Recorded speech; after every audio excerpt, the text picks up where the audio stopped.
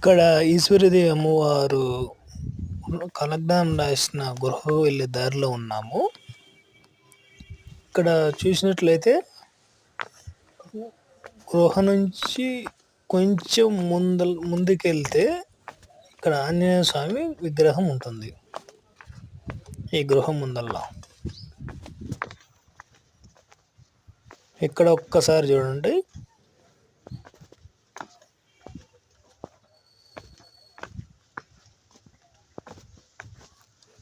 ఇక్కడ ఆంజనేయ స్వామి గుడి కూడా ఉన్నది. ఇక్కడ విగ్రహం చూడండి. ఆంజనేయ స్వామి ఉండేది, ఇక్కడ విగ్రహం ఉండేది.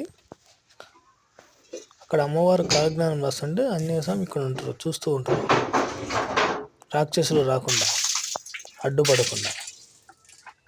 అందుకే ఇక్కడ విగ్రహం పెట్టారు.